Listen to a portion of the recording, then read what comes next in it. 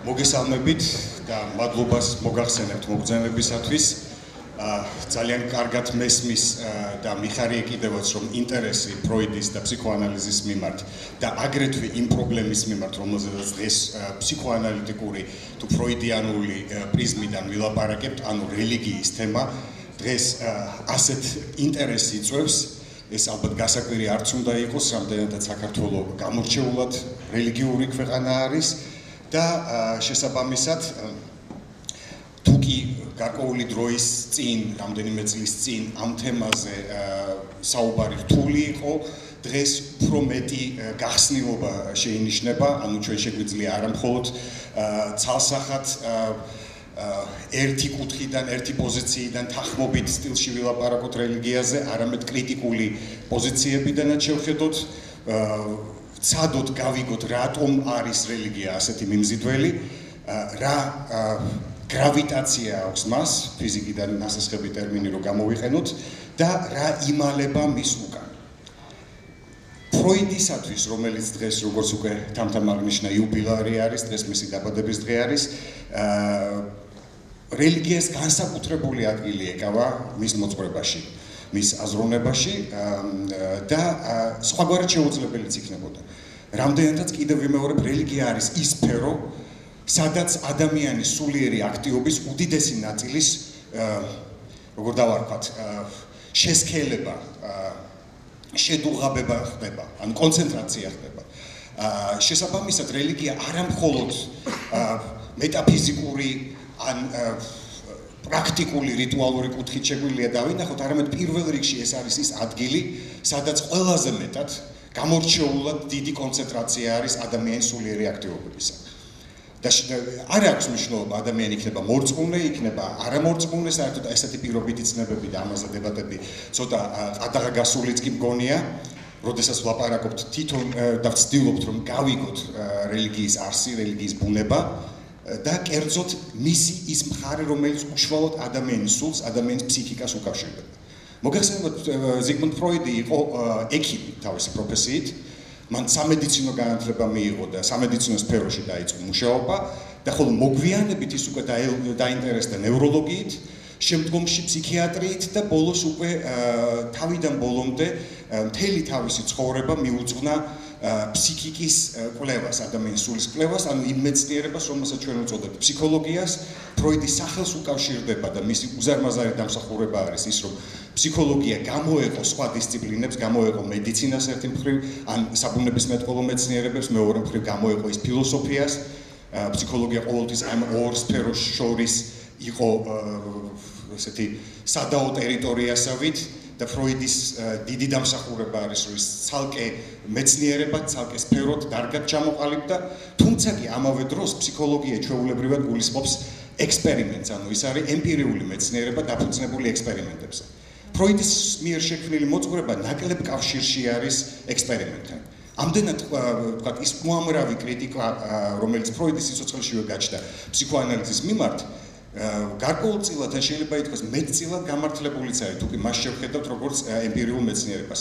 რამდენადაც ფროიდი და შემდგომში ფროიდმა თვითონ შექმნა, შემოიტანა ეს ტერმინი მეტაფსიქოლოგია, ანუ ის, რაც კონკრეტული ემპირიული ფსიქოლოგიის მიღმა არის და შესაბამისად მან შექმნა გარკვეული მოდელები, რომლებიც თავისთავად არ არის ექსპერიმენტული ხასიათის, არ არის ემპირიული, მას ჩვენ ყოლბაში ვერ მოვათავსებთ, ან კონკრეტულ ცდებს ვერ ჩავატარებთ, მაგრამ აი ეს განყენებული, გარეთ მყოფი მოდელები გვაძლევს იმის საშუალებას, რომ გავიგოთ მთელი რიგი ფსიქიკური ფენომენები.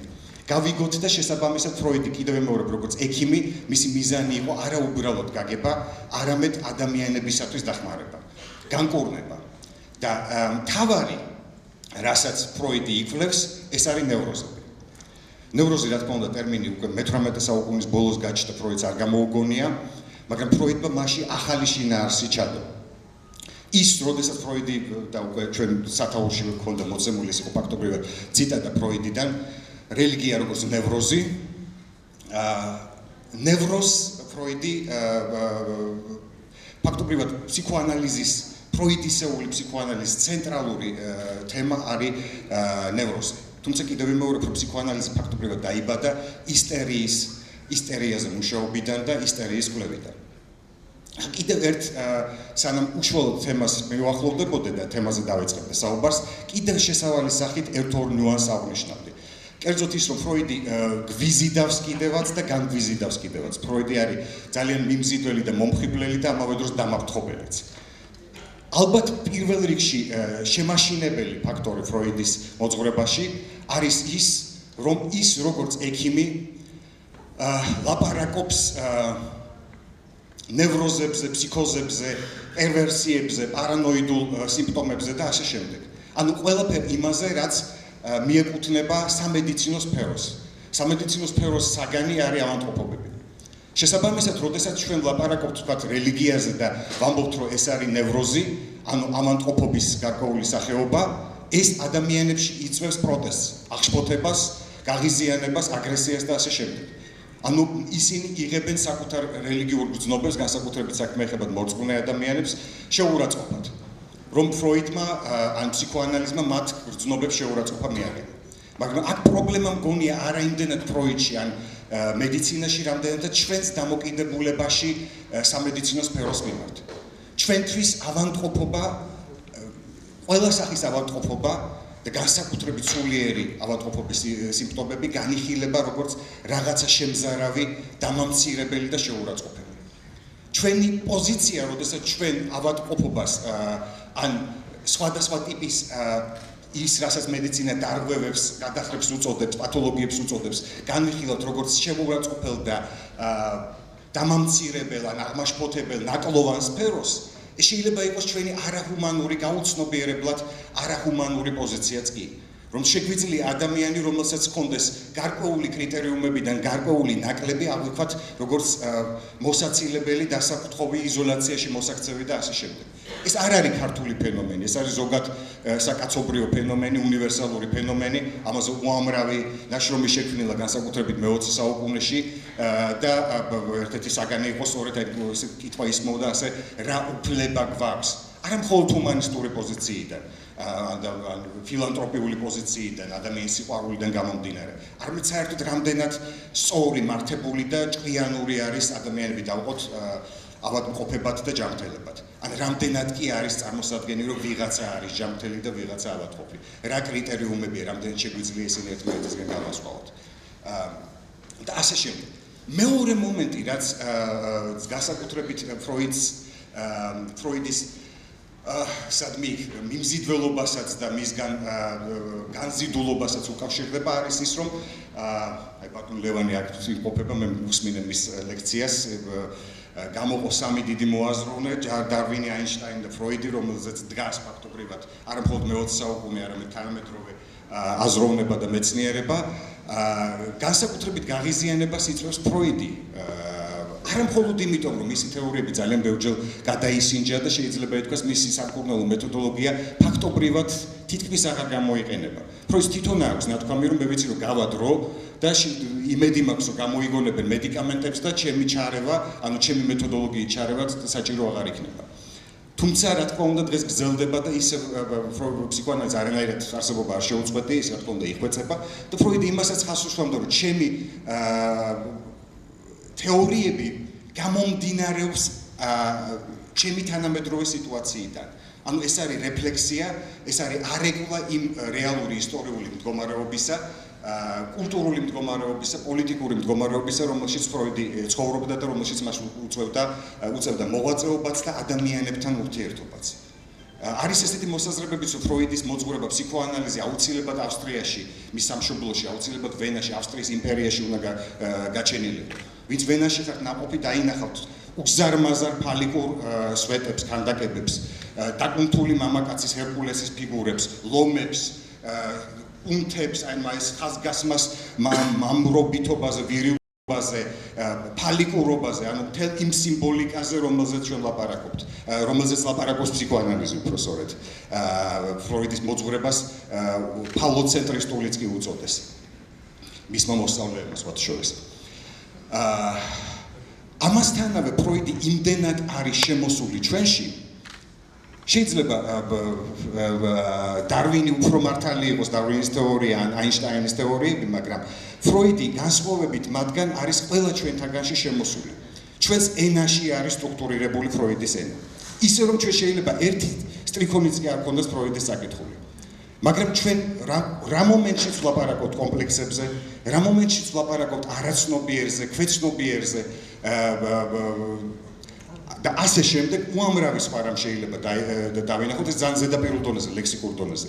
ჩვენ ვექცევით იმ ენაში, ვარდებით იმ ენაში, ან ვიმეორებთ იმ ენას, რომელიც შექმნა ზიგმუნდ ფროიდმა. კიდევ ვიმეორებ დამოუკიდებლად იმისგან ჩვენ ვიცით ფროიდი თუ არ ვიცით, ვემხრობით თუ არ ვემხრობით, ვიყვარს თუ გძულს. ამდენად მისი ზეგავლენა მე-20 საუკუნეზე და მე-20 საუკუნიდან მოყოლებული მთელ თანამედროვე კულტურაზე, სამყაროზე არის განსაკუთრებით ძლიერი და დიდი. ეხლა ამ პატარა შესავლიდან გადავიდეთ უკვე კონკრეტულად იმ თემაზე და იმ სფეროზე, რომელიც დღევანდელი საუბრის თემა არის და კიდევ ვიმეორებ, რომ ნევროზების კვლევარს, რა თქმა უნდა, ნევროზების კვლევარი ვერ აუვლიდა, ანუ ადამიანის ფსიქიკის კვლევარი ვერ აუვლიდა გვერდს რელიგიას, რამდენადაც რელიგიაში ყველაზე დიდი რაოდენობით არის ადამიანის სულიერი პრობლემები კონცენტრირებული. იქნება ეს პრაქტიკული რელიგია, რომელიც სტატისტიკურად უფრო მრავალრიცხოვანია, ვიდრე ვთქვათ თეოლოგია თავისთავად.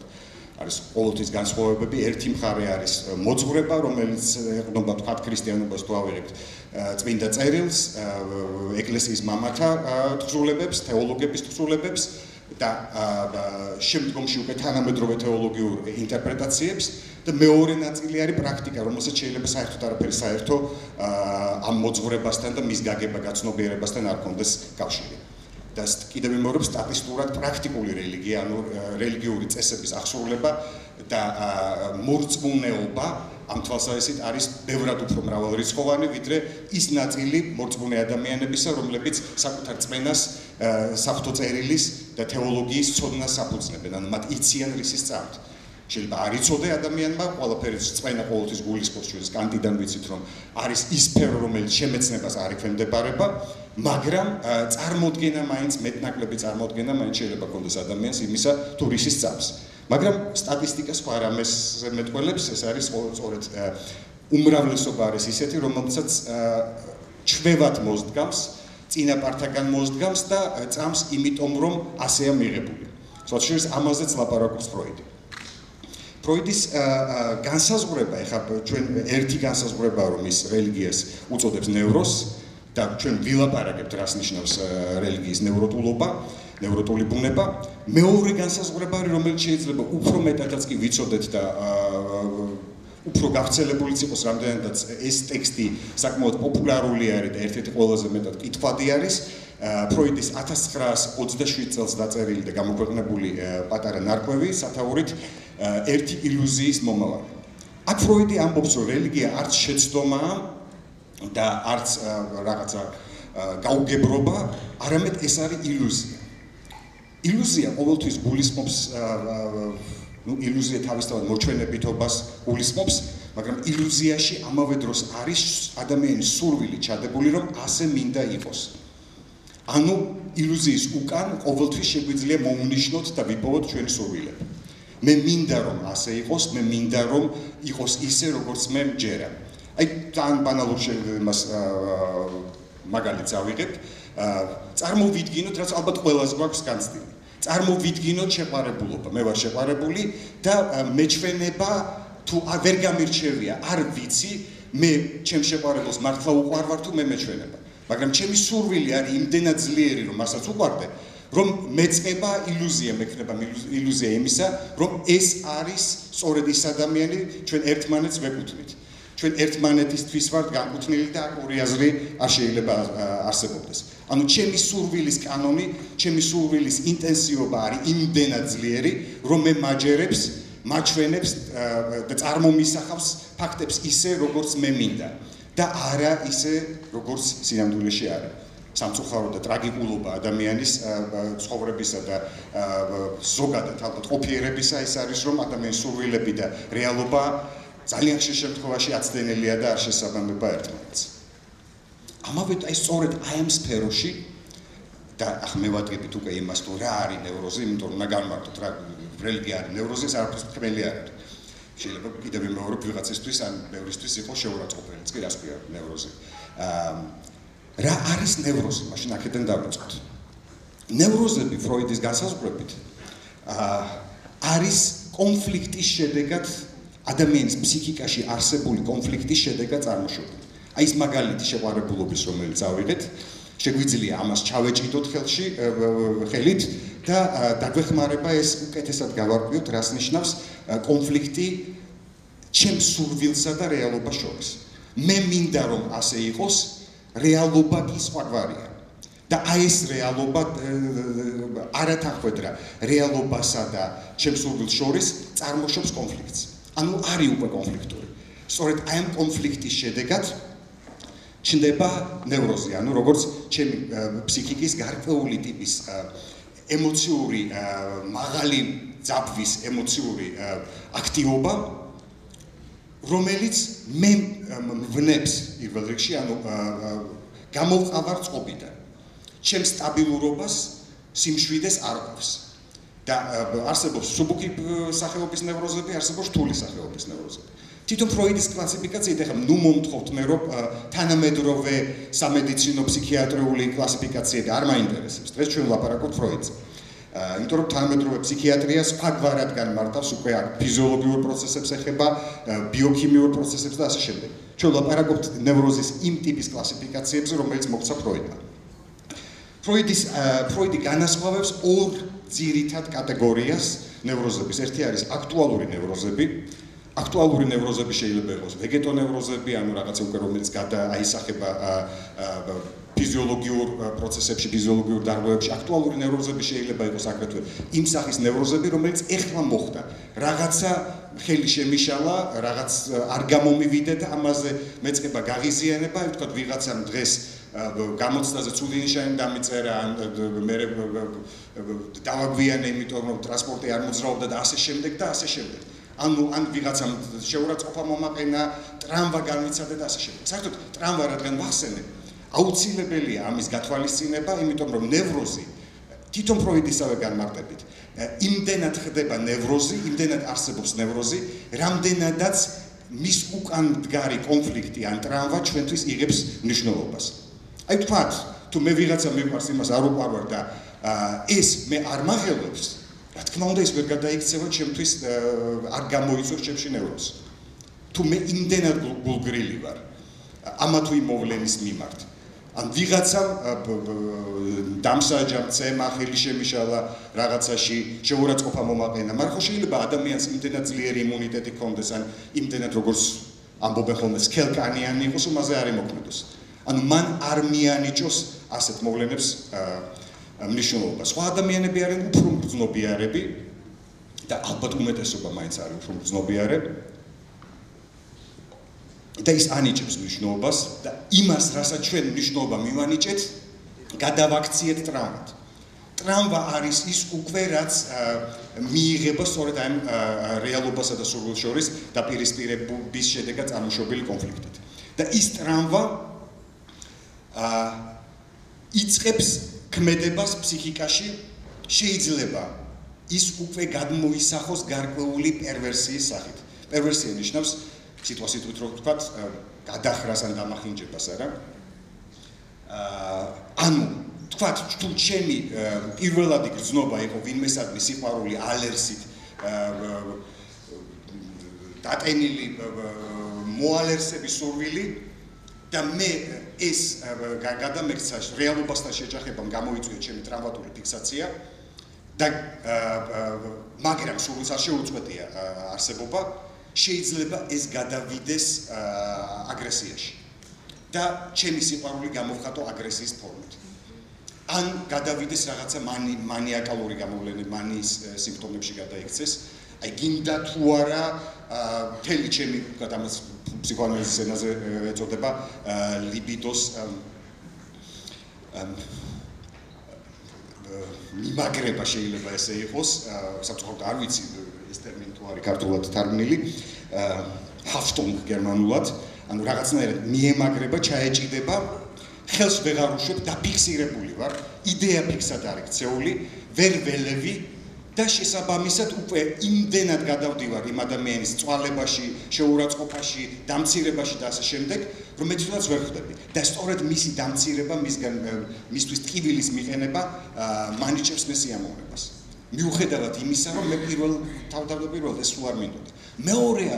მეორე მომენტი, სხვა შორის ასევე სტატისტიკურად თუ ვიტყვით, ბევრად უფრო გავრცელებული, ეს არის ის, რომ ჩემთვის მიუღწეველი სურვილი და მე მას ვერ ველევი და მუდმივად ვიმეორებ ერთსა და იმავე, შეიძლება ერთ ადამიანთან არ გამომივიდა, მეორესთან არ გამომივიდა, მესამესთან არ გამომივიდა, მაგრამ მე უცებ აღმოვჩნდი რაღაცა ტიპის მოჯადოებულ წრეში, სადაც ჩემი სცენარი მუდამ მეორდება. ალბათ ძალიან ბევრს ან საკუთარ თავზე გამოგვიცდია მსგავსი რამ, ან სხვებისგან ვიცით, ან მხატვრული ლიტერატურიდან, კინოდან, ხელოვნებიდან და ასე შემდეგ.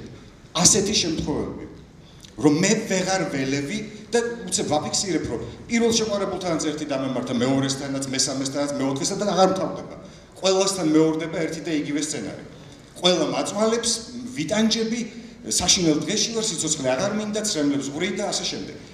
აი ეს უკვე ნიშნავს ამ ტიპის გამეორებებში ფსიქოანალიტიკოსი გვეტყვის, რომ ეს არის ჩემი სიამოვნების ფორმა და სხვანაირად არც შემიძლია მივიღო სიამოვნება. მე-19 საუკუნის ფსიქიატრმა, ავსტრიელმა ასევე, კრაფტ ებინგმა ამ ფენომენს დაარქვა მაზოხიზმი. ჩვენთვის ეს რაღაცას ყოველთვის იუმორს იწვევს, მაზოხისტი ხარ, მაგრამ სინამდვილეში ადამიანთა დიდი ნაწილი არის მაზოხისტი, განსაკუთრებით ის ადამიანები, ვინც შემოქმედების ბითი ბუნების არიან. ანუ ხელოვნება ფაქტობრივად შეიძლება ითქვას, არის მაზოხიზმის გარკვეული სუბლიმირებული, ანუ ამაღლებულ ხარისხში გადატანილი საშუალება. ვინც ფაქტობრივად ვინც არ არის მაზოხისტი, მას არ შეუძლია იყოს არც მხატვარი, არც პოეტი, არც მწერალი, არც რეჟისორი და ასე შემდეგ. ეს არის ანუ რატომ არის ეს? იმიტომ რომ ყოველთვის, როდესაც მე ვიმეორებ იმას, რაც მე ფიზიკურ რეალობაში მივიღებ, თქვათ, ჩემი შეყვარებულისგან და ეხლა ჯერ ზედაპირზე ვტივტივებ, ეხლა ცოტა ქვემოთ ჩავეშვებით, ვინ არის შეყვარებული ფროიდის მიხედვით. მე ხელახლა ვიმეორებ ყველაფერ ამას წარმოსახვის დონეზე. წერალი წარმოიდგენს იგივეს, საუკეთესო მაგალითი, ვისაც აგიკითხავთ მარსელ პრუსტი, ან დოსტოევსკი, ან რა ვიცი, უამრავი ასეთი უმეტესობა დიდი მწერლების, მწერლებს ვეხები, ლუის ბუნუელის ერთი ფილმი, ვაიმე რა ქვია,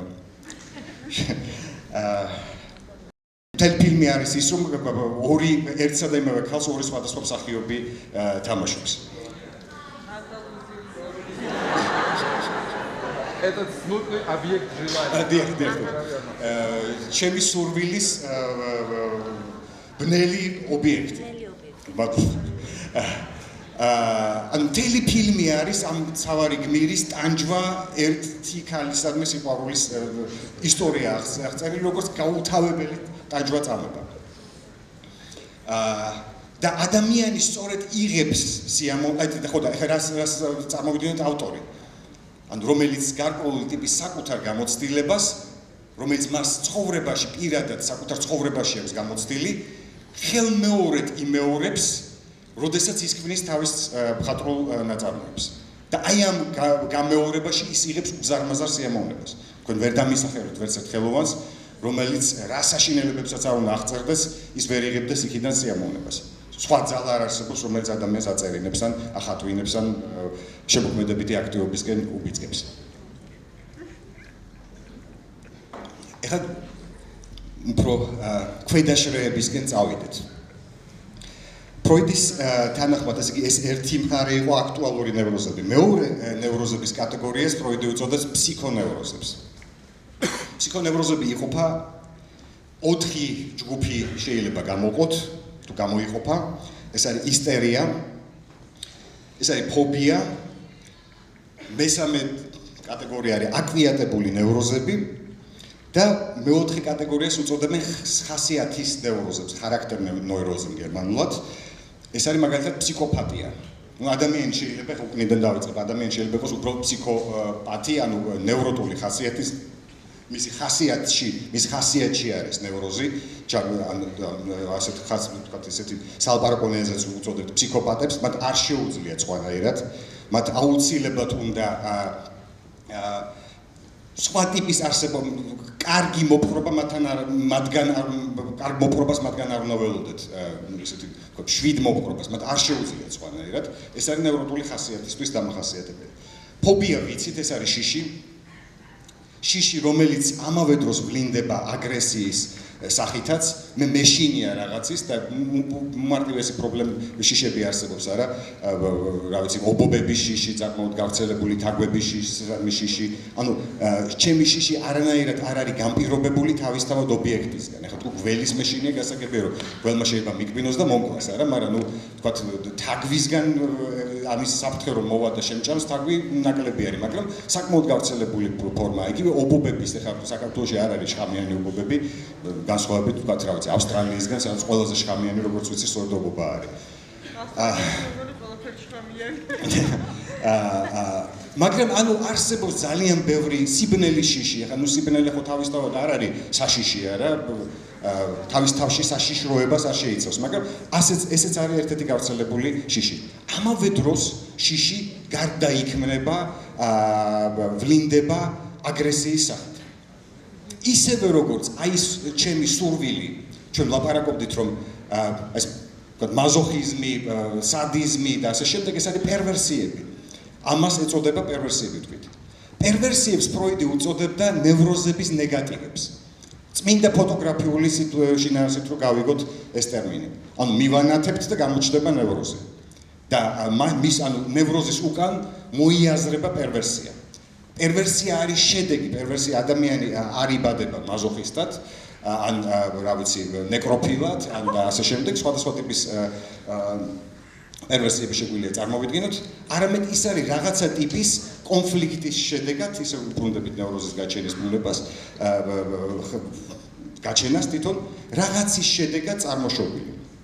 და შემდგომში ამ სახით დაბრუნებული.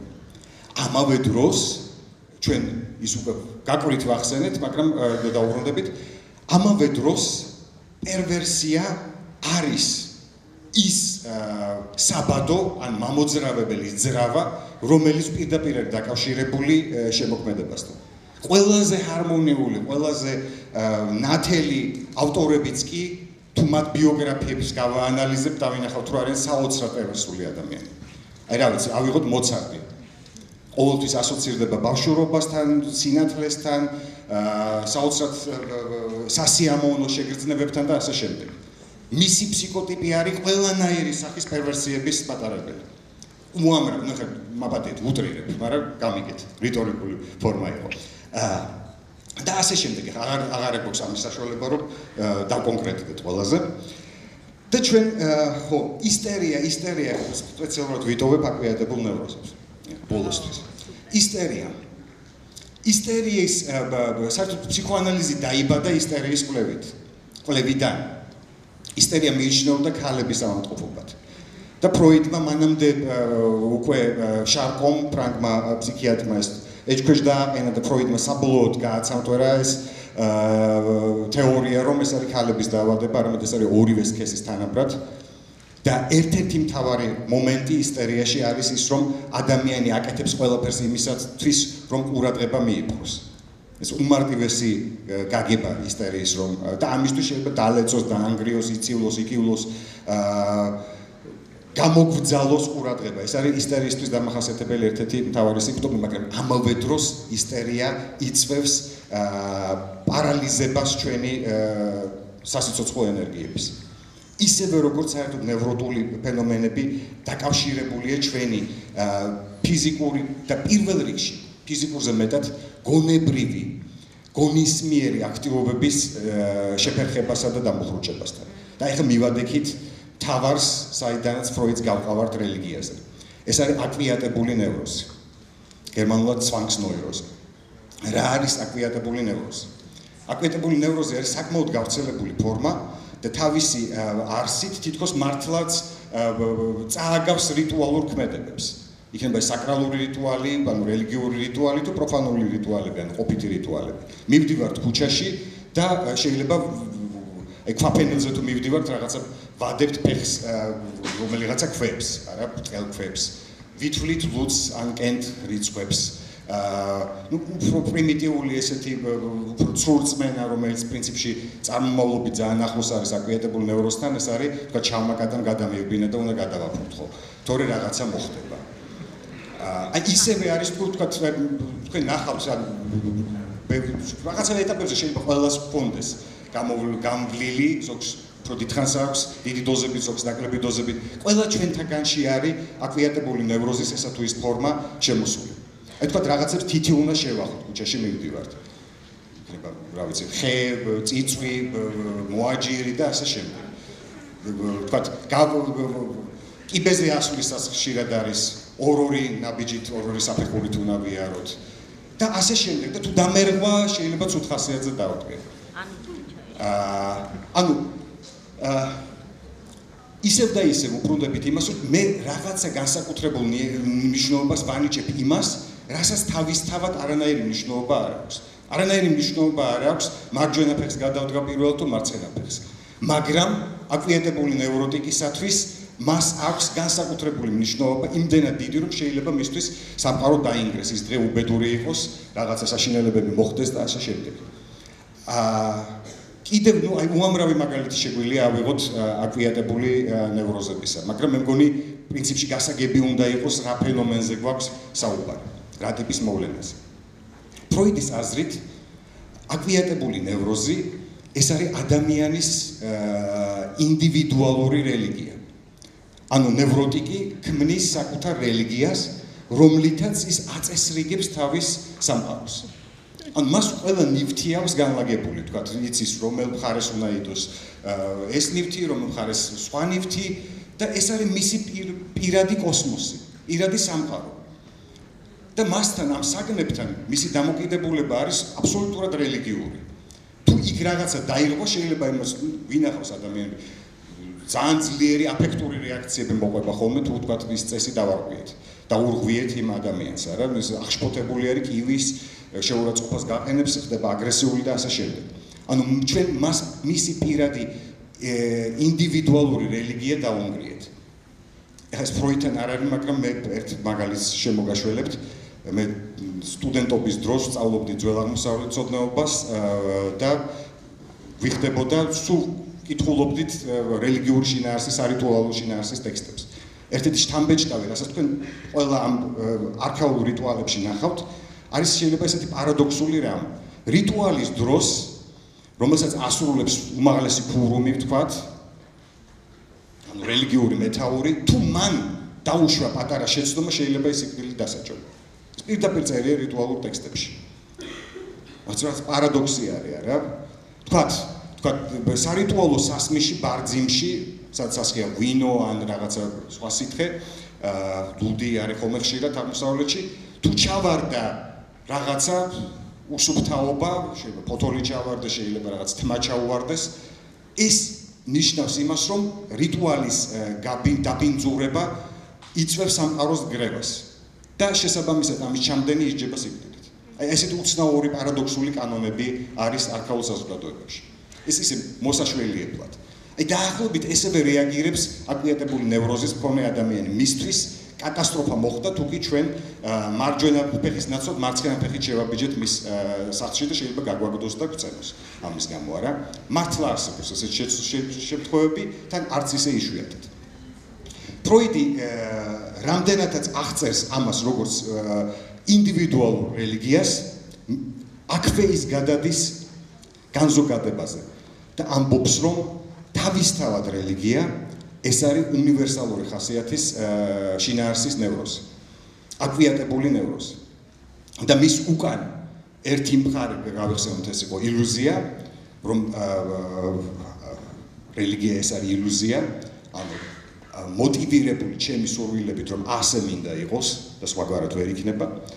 და მეორე არის ის მაგრამ ეს ხდება არა ინდივიდუალურ დონეზე, არამედ ზოგად საკაცობრიო დონეზე, კოლექტიურ დონეზე, ჩემ ინდივიდუალურ უცნაურობებს, სურვილებს და ილუზიებს შეიძლება ამას ეწოდოს სიგიჟე ან ნევროტულობა ან რაღაცა, მაგრამ თუ კი ეს არის კოლექტიური ფორმა და კანონიზებული სახე აქვს მიღებული, ამ კანონიზაციით მას აქვს უკვე ლეგიტიმური შინაარსი. შესაბამისად, ეს არის საყოველთაო ყველასათვის ყველას მიერ აღიარებული და ლეგიტიმური ფორმა ნევროზისა, რომელიც ყველას ჯერა. იმიტომ რომ ბევრს ჯერა, შესაბამისად მას აღვიქვამთ არა როგორც ნევროზს, არამედ როგორც თითქოს და არსებულ რეალობას. ფროიდი როდესაც ამას წერდა, კერძოდ ერთი ილუზიის მომავალს 1927 წელს, ეს ის პერიოდია, როდესაც მე-20 საუკუნე მე-19-დან მოყოლებული უკვე რელიგიურობა კარგავს თანდათანობით გულისხმობ რა თქმა უნდა ევროპას პირველ რიგში, დასავლურ სამყაროს და განსაკუთრებით ევროპას, კარგავს თავის აქტუალობას და თავის გავლენიანობას. ძალიან მოდურიც კია და ხშირიც კი არის ის, რომ ადამიანები აღარ არიან მორწმუნეები, ეკლესია რელიგიას სულის მეცნიერება, რაციონალური აზროვნება და ასე შემდეგ. ამას მთელი რიგი ადამიანები, ინტელექტუალები აღიქვამენ ტრაგედიად. და ამბობენ, რომ შეიძლება მე პირადად არ ვიყო მორწმუნე, მაგრამ მე მიმაჩნია, რომ რელიგიურობის დაკარგვა კარგს არაფერს უკადნის კაცობრიობას, რამდენადაც მათ ცხოვრებაში აღარაფრის მიმართ რიდი და მოწიწება, გრძალვა და შიში აღარ ეკრიბათ და მზად იქნებიან ყველაფერი საშინელებები ჩაიდინონ. ფროიდი ამაზე პასუხობს, რომ მე არაფერი საწინააღმდეგო იმისი არ მაქვს, რომ ადამიანები აღარ არიან რელიგიური და ის წინასწარმეტყველებს იმასაც, რომ მომავალში რელიგია ფაქტობრივად გაქრება და მის ადგილს დაიკავებს მეცნიერება, ან რაციონალური აზროვნება, ან შეიძლება ადამიანი არ იყოს მეცნიერი, ინტელექტუალი, მაგრამ პრაგმატული აზროვნება. პრაგმატიკა ყოველთვის გარკვეულ კონფლიქტში შედის რელიგიურ წმენასთან ზოგადად, ან მინდობასთან. და რატომ არ არის აღშფოთებული? იმიტომ რომ მას მიაჩნია, რომ რელიგიას არ შეუსრულებია ის როლი, რომელსაც ჩვენ მას მივაწერთ, რომ თითქოს ის იყოს ამოსავალი საყრდენი ადამიანის ნეოპრიობისა და მორალურობისა. ის პირიქით იმასაც ამბობს, რელიგიის სახელით იჩაგრებოდნენ ადამიანები, რელიგია იცავდა სწორედ იმ იერარქიებს, რასაც ეფუძნებოდა ადამიანთა სოციალური ჩაგვრა, რაც უკანონობდა, ვთქვათ, ფეოდალებს იმას, რომ ყმები ყოლოდათ და ყმები დაეჩაგრათ და როგორც ცხოველებს და არა ადამიანებს ისე მოპყრობოდნენ. და ეს ამის საფუძველი და თვითონ ეკლესია იყო ფეოდალი და ასევე ეპყრობოდა ადამიანებს და ვინც წინააღმდეგობას უწევდა უმკაცრესად უსწორდებოდა, თუ კი ჩვენ გავიხსენებთ შუა საუკუნეების ეკლესიის ისტორიას. და მეორე მხრივ ადამიანების არანაირად მორალური ეკლესიას არ გაუხდია, იმიტომ რომ მორწმუნე ადამიანი შეიძლება იყოს ისეთივე აგრესიული და უფრო მეტადაც აგრესიული და მოძალადე, როგორც ურწმუნო ადამიანი. ანუ აქ არაფერი განსაკუთრებული ამაში არ არის, რომ თუ კი გწამს, შენ აღარ კარგი იქნები და ბოროტებას აღარ ჩაიდებ, არ მოიტყუები, არ მოკლავ, არ იძალადებ და ასე შემდეგ. ანუ დაიცავ იმას, რაც არის არსი, თქვათ, ქრისტიანული მოძღვრების. და ეს რელიგიამ ვერ მოახერხა. პირიქით, უამრავი ომი ხორციელდებოდა სწორედ რელიგიური ინსტიტუციების, ეკლესიის სანქციით, მისი ლოცვა-კურთხევით და ასე შემდეგ.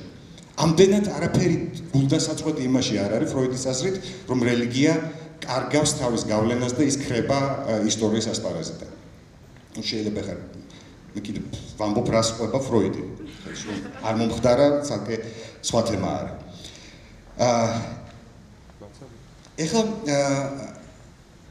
ჩვენ მივედით გარკვეულ შემოვხაზეთ ის გავარკვიეთ რა არის აკვიატებული ნევროზი და რამდენად შეგვიძლია აკვიატებული ნევროზს დავაკავშიროთ აკვიატებულ ნევროზთან დავაკავშიროთ რელიგია. ან რელიგია განვიხილოთ როგორც აკვიატებული ნევროზი. მაგრამ ჯერჯერობით მე მაინც გონია რომ არაფერი არ გაგვიყვევია თუ არ შემოვიტანთ თავარ რელიგიურ კატეგორიებს.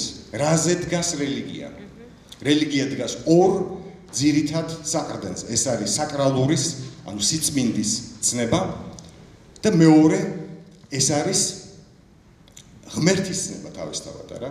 ღმერთის გარეშე არ არსებობს რელიგია.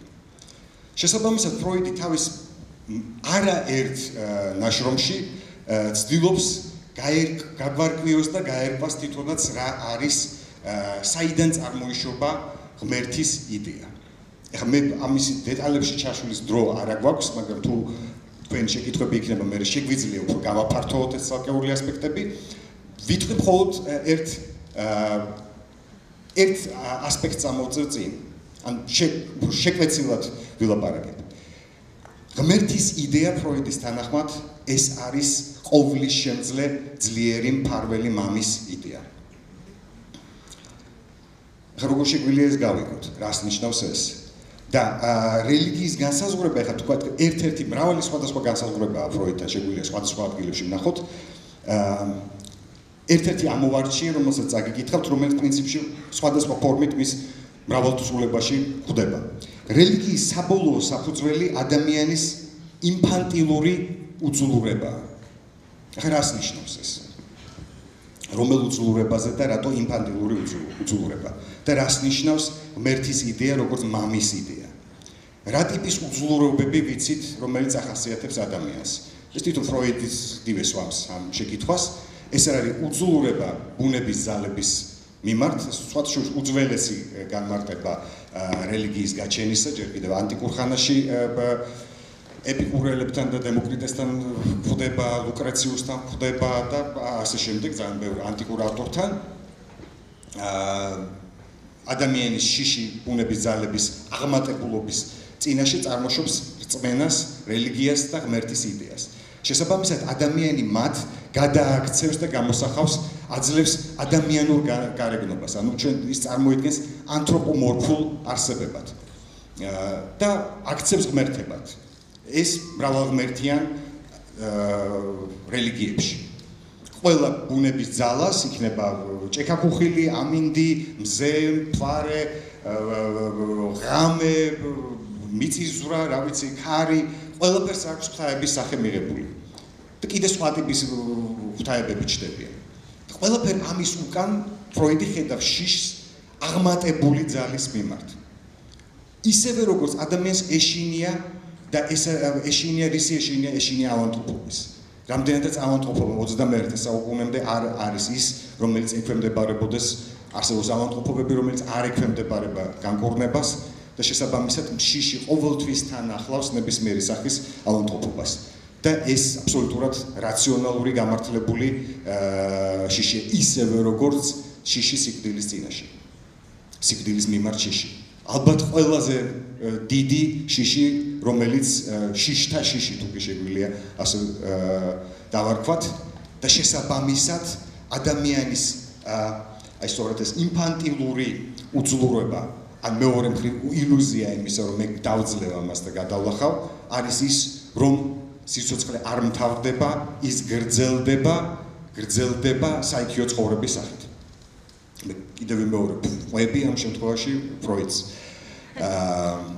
და შესაბამისად ეს არის ის, რისთვისაც ადამიანს ჭირდება იყოს რელიგიური და თავი მოაქციოს ამ მდგომარეობაში, ამ სარწმუნოებაში, ან დაიმშვიდოს თავი ილუზიის მეშვეობით, რომ ეს არ არის დასასრული.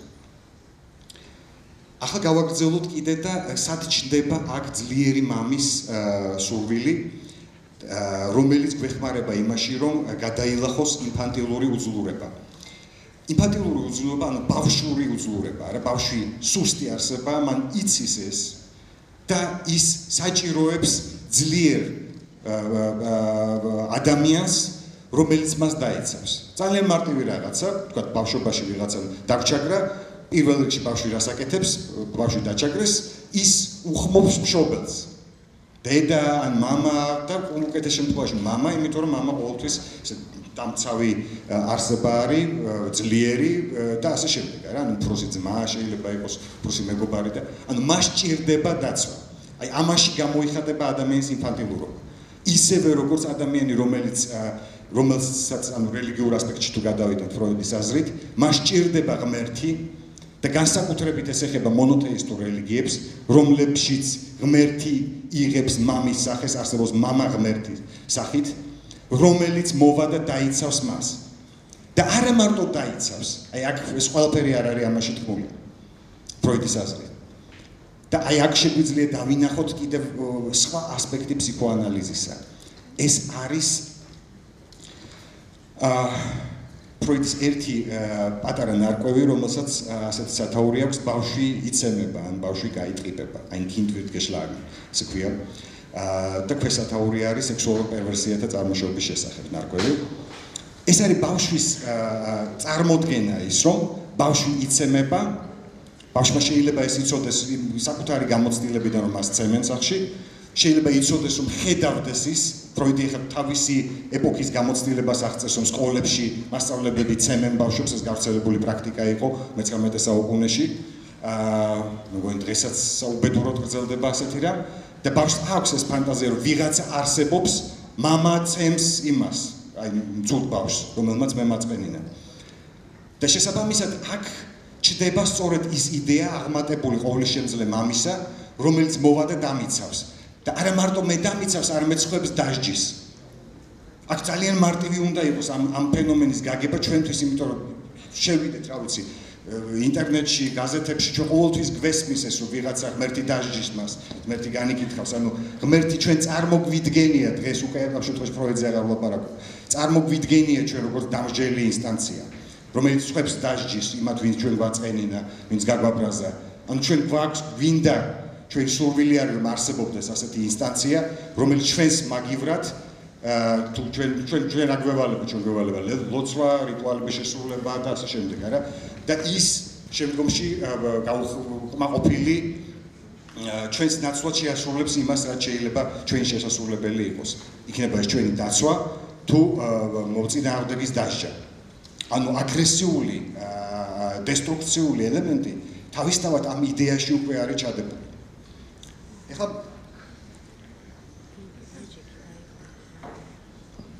მამის ხატება რომ გავიგოთ ფროიდთან და მივადგეთ მისი მოძღვრების და ამით ამოვწურავ ძირითად სასაუბრო თემას, ბოლო თემას მივადგე. ყველაზე ბუნდოვან, ყველაზე მისტიურ შეიძლება ითქვას სფეროს, რომელიც ძალიან ახლოს არის თავისი არსით, სწორედ შეიძლება ითქვას მისტიკასთანაც, შეიძლება ითქვას რელიგიასთანაც. ამიტომ არ არის შემთხვევითი, როდესაც ფსიქოანალიზს ხშირად რელიგიად განიხილავენ და მას რელიგიურ სისტემებს ადარებენ. თქვა თვითონ ფსიქოანალიტიკური პრაქტიკა, ანალიზის პრაქტიკა ფროიდმა სრულიად გაცნობიერებულად გადაიღო აღსარების პრაქტიკიდან და ეს არის ფაქტობრივად დესაკრალიზებული, ანუ ამას რიტუალური მხარე ჩამოცლილი აქვს, მაგრამ რეალურად იგივეს აკეთებს ფსიქოანალიტიკოსი, რასაც მღვდელი აღსარების დროს ყოველთვის მღვდლისგან განსხვავებით აქ კი არ მიუტევებს, არამედ უხსნის და უცნობიერებს რა შეასაქმე. განსხვავება შეიძლება ეს იყოს, თორემ თვითონ ფორმაც კი ძალიან წააგავს აღსარებას.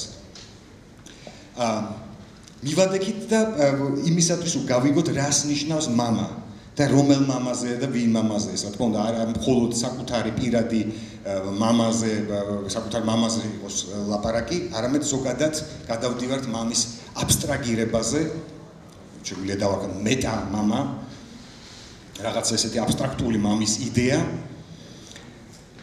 და ეს რომ გავიგოთ, უნდა შემოვიტანოთ ერთი ცნება, რომელიც თავისთავად საკრალურის ცნებაში არის ჩადებული და მეორე მხრივ მსგავს რაღაცას გვიხსნის ფროიდი.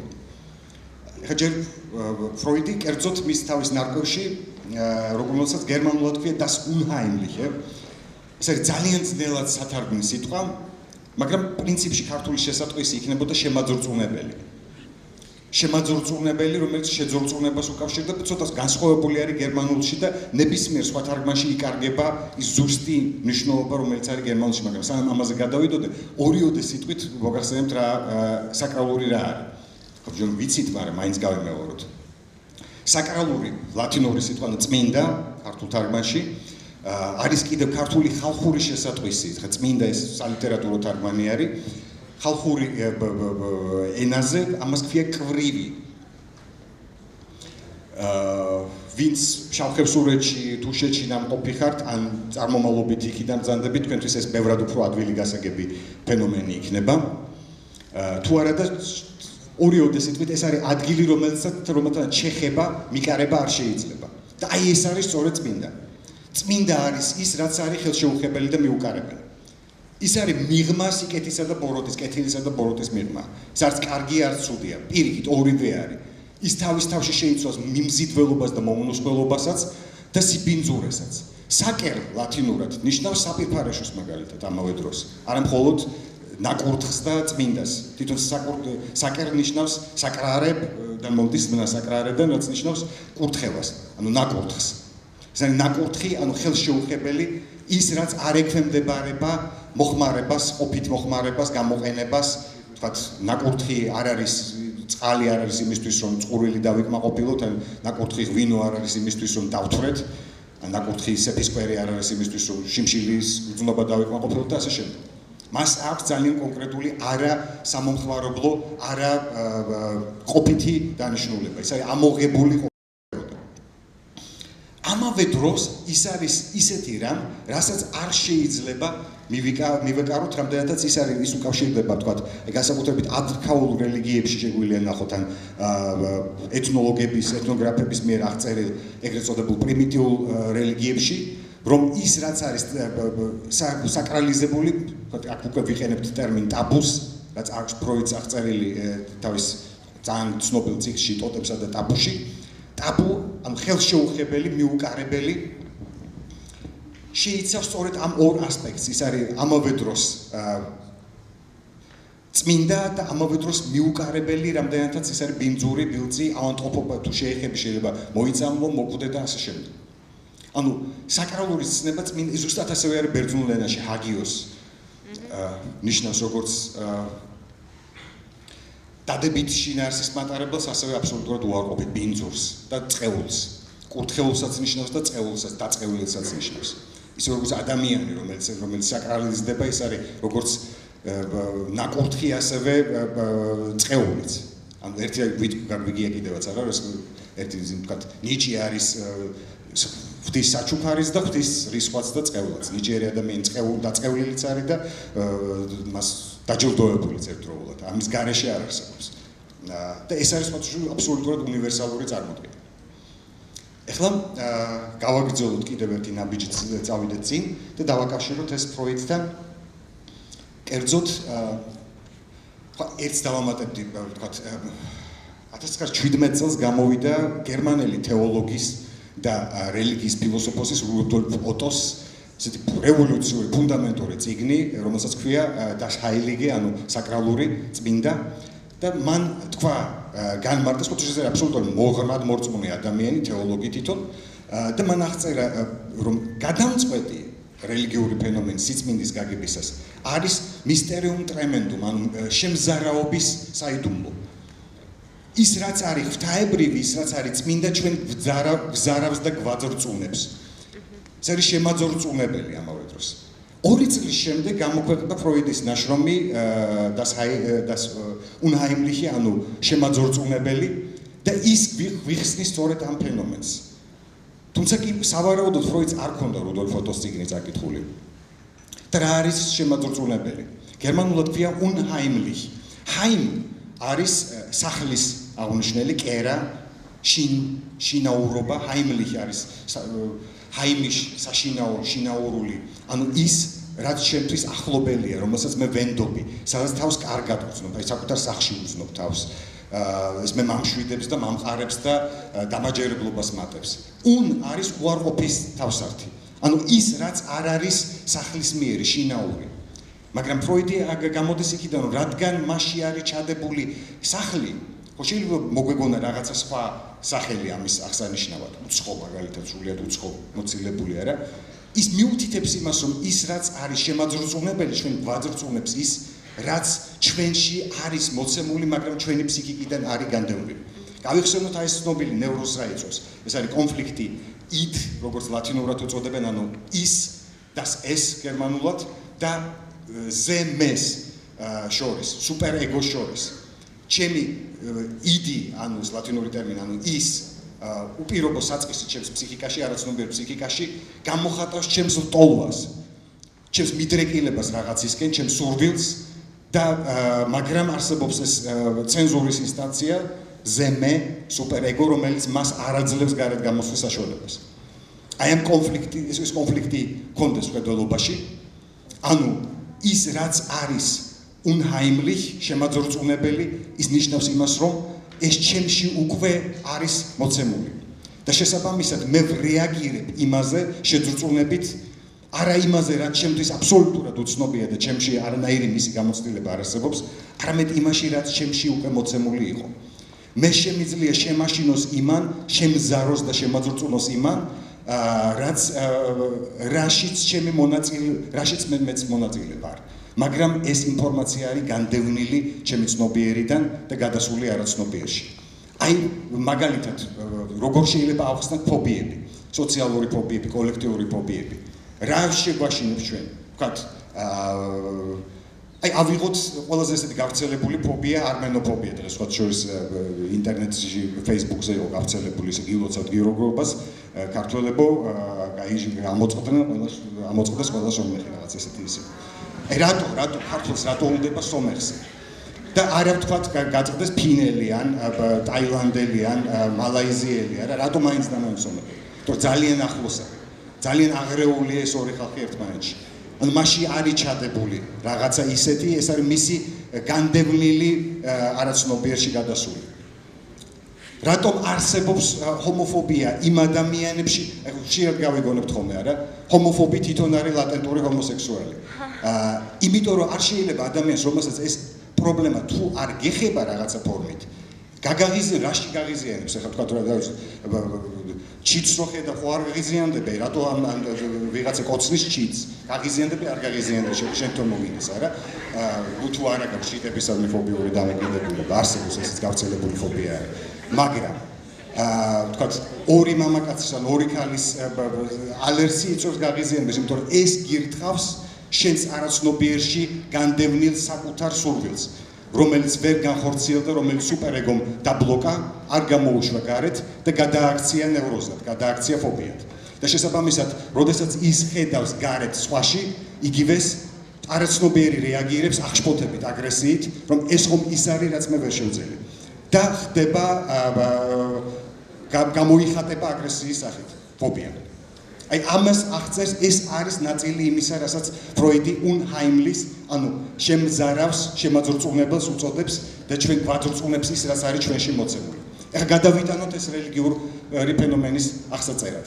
ეხლა კიდევ ვიმეორებ, მე თუ გახსოვთ დასაწყისში აღვნიშნე, რომ ჩვენ იმისათვის, რომ გავიგოთ რაღაცა გვარი ფენომენები, რომელიც არ ექვემდებარება, ვთქვათ, კოლბაში მოთავსებას, ექსპერიმენტის ჩატარებას, აი ვთქვათ, ასტროფიზიკა, არა, ასტროფიზიკა კი აგვირდება, მაგრამ ვთქვათ, მან უნდა შექმნას რაღაცა მოდელი, წარმოიდგინოს არსებობს ასტრობიოლოგია, არა, მე როგორც გადაცემებიდან ვიცი. ანუ ესე თავიდან ბოლომდე სპეკულაცია. არა, სერიოზული მეცნიერები ლოგიკურად აზროვნებენ და იგონებენ გარკვეულ მოდელს, რომელიც გაგვაგებინებს იმას, რაც სინამდვილეში არ არსებობს, მაგრამ იმ მოდელის არსებობით ჩვენ შეგვიძლია გავიგოთ, ავხსნათ ის, რაც ხილული არის. უხილავის წარმოდგენით გავიგოთ ხილული. აი დაახლოებით ასეთ ხერხს მიმართავს ფროიდი რელიგიური ფენომენის ბოლომდე გასაგებად, სწორედ აი მამის იდეის ბოლომდე გასაგებად, ანუ ღმერთის იდეის გასაგებად, როდესაც ის იგონებს ეგრეთ წოდებული დიდი მამის, ანუ გერმანულად Urvater, პირველადი მამის კონსტრუქციას ქმნის. მისი მოძღვრების თანახმად არსებობდა, ეს არის აღწერილი ტოტემსა და ტაბუში, არსებობდა ესეთი ფიგურა დიდი მამის, ანუ Urvateris, პირველადი მამის სახით, ეს არის ტირანული ხასიათის ფიგურა. რას ნიშნავს ტირანია, ხა ამაზე მოგახსენებთ, არა? აი, ვთქვათ, სურვილებზე როდესაც ლაპარაკობდა ფროიდი. მე მაქვს გარკვეული სურვილები და იდეალური მდგომარეობა რა იქნებოდა, რომ ნებისმიერი ჩემი სურვილი იყოს ასრულებადი. აი, ვიღაცა მომეწონა, დავავლე ხელი, რაღაცა მომინდა დალევა, დავავლე ხელი, ჭამა მომინდა, დავავლე ხელი, მანქანა მომინდა, დავავლე ხელი, მაგრამ ვაფიქსირებ, რომ სხვებსაც იგივე სურვილები აქვთ. და უნდა მოხდეს შეთანხმება ჩვენ შორის, იმისათვის, რომ დავხოცოთ ერთმანეთი. და ვის შეუძლია ყველა ეს სურვილი აისრულოს, იმას, ვინც არის ტირანი. ვინც არანაირ ანგარიშს სხვებს არ უწევს. მოეწონება დაავლებს ხელს, მოეწონება დაიტაცებს, დაალევს, შეჭამს, დაამტვრევს და ასე შემდეგ. ეს არის ტირანის ფიგურა. და ის სწორედ ეს დიდი მამა წარმოუდგენელია ფროიდს ასეთი ტირანის სახით, რომელიც ფლობს ყველა ქალს პირველად ტომში, ადამიანთა პირველად ჯოგში. მაგრამ ასე გაგრძელება შეუძლებელი იყო, აღწერს ფროიდი და შვილებმა მოკლეს ეს დიდი მამა და ბოლოს შემოიტანეს ინცესტის აკრძალვა, დააწესეს აკრძალვები, ანუ გაჩნდა შეზღუდვები. რას ნიშნავს აკრძალვა? აკრძალვა არის უარის თქმა, ან შეზღუდვა, შებოჭვა ჩემი ლტოლვებისა, ჩემი სურვილებისა, trip გერმანულად, drive ინგლისურად. მე იწულებული ვარ უარი ვთქვა ჩემს ლტოლვებზე, ჩემს სურვილებზე, იმიტომ რომ შესაძლებელი გახდეს არსებობა, კოლექტიური თანაარსებობა. კულტურა ფსიქოანალიტიკური თვალსაზრისით ეფუძნება სწორედ სურვილების აკრძალვას. სურვილები როდესაც იკრძალება შემოქმედებაში, ანუ ის რასაც რის გამოხატულებაც ის მთლიანობაც კულტურა არის, რისგანაც კულტურა იქმნება, გამოვხატავ იმას, რის რეალიზება ცხოვრებაში არ მქონია. ძალიან ფსიქოანალიტიკური ახსნა არის შემოქმედების. ფროიდიანული არა? რაღაცას ვერ ვახორციელებ და იმის ნაცვლად რომ რეალობაში გავახორციელებ ამას მე წარმოსახვაში.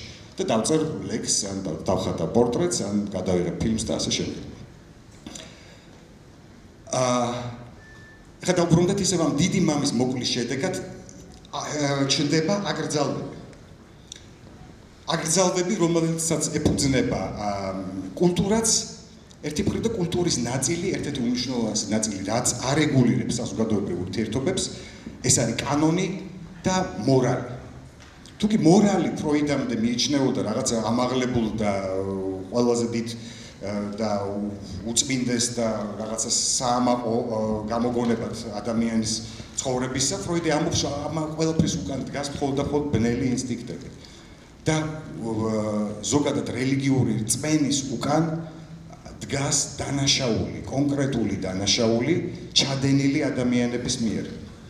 ვაჟიშვილი, ნუ ამას რასაც ფროიდი უწოდებს, ვაჟიშვილების მიერ დიდი მამის მოკვლის აქტი იმალება ამის უკან. და სწორედ ეს მკვლელობა, კოლექტიური მკვლელობა აჩენს კოლექტიური დანაშაულის განცდას და ის გარდაიქმნება რელიგიად. ყოველი რელიგიის უკან დგას ადამიანის დანაშაულის განცდა. რელიგიური ადამიანის ბუნების უკან იმალება არა მხოლოდ მისი უმწეობა და სურვილი ირწმუნოს ინფანტილური უძლურება, არამედ ამავე დროს დანაშაულის განცდა. რაც შეგვიძლია აქ დავინახოთ აბსოლუტურად თვითონ რელიგიათმცოდნეობის კუთხიდან ან თეოლოგიის კუთხიდან დავინახოთ. განსაკუთრებით მონოთეისტური რელიგიები ეფუძნება თავიდან ბოლომდე ცოდვად დაცემას და დანაშაულის გრძნობას. ამის გარეშე რელიგიის წარმოდგენა არ არსებობს. ფაქტობრივად რელიგიები არის დგანან იმაზე, რომ ადამიანი არის ცოდვილი და უნდა მოხდეს ცოდვების გამოსყიდვა. ფროიდი კიდე აგრძელებს ამ თემას და დაუბრუნდა ის თავის უკანასკნელ ნაშრომში კაცი მოსე და მონოთეისტური რელიგია. მოსე, რომელიც არის გარდა იმისა, რომ 10 ცნება მისი ხელით იქნა ჩამოტანილი, ებრაელი ხალხი მან გამოიყვანა ეგვიპტელთა ტყვეობიდან, ამავე დროს ის არის ეთნარქი დამფუძნებელი შემქმნელი იუდაიზმის, ანუ იმ სარწმუნოებისა, რომელსაც თავისი წარმომავლობით და იმ ხალხისა, რომელსაც წარმომავლობით მიეკუთვნება ფროიდი. ფროიდი მოგეხსენებათ იყო ებრაელი. და თვითონ უწოდებდა საკუთარ თავს ურწმუნო ებრაელს, რაც თავისთავად ცოტა კურიოზულიცაა, იმიტომ რომ ებრაელობის პირველი გამსაზღვრელი ნიშანი არის სწორედ მისი იუდაველობა, ანუ როგორც იმ დროს უწოდებდნენ მოსაური რელიგიის მიმდევრობა. და სწორედ ფროიდი აანალიზებს იმ ადამიანს, ვიზეს დგას იუდაიზმი. და შემოაქვს ესეთი დეტექტიური, კრიმინალური ხაზი ამ ისტორიაში, ის ამბობს, რომ ებრაელმა ხალხმა მოკლა მოსე. და მოსეს მკვლელობას ეფუძნება და როგორც და ეს იყო გამეორება იმ პირველადი მამის მკვლელობისა, იმ ურფატერის დიდი მამის მკვლელობისა. და მოსეს მკვლელობას ეფუძნება მონოთეიზმი, მონოთეისტური რწმენა და ის დანაშაულის განცდა, რომელიც ქონდა ებრაელ ხალხს, ებრაულ რელიგიას, იუდაისტურ რელიგიას და შესაბამისად ამიტომ განჩნდა იუდაიზმში მესიის მოლოდინი. იუდაიზმი მოგეხსენებათ, ეს არის მესიანისტური რელიგია, მესიური რელიგია.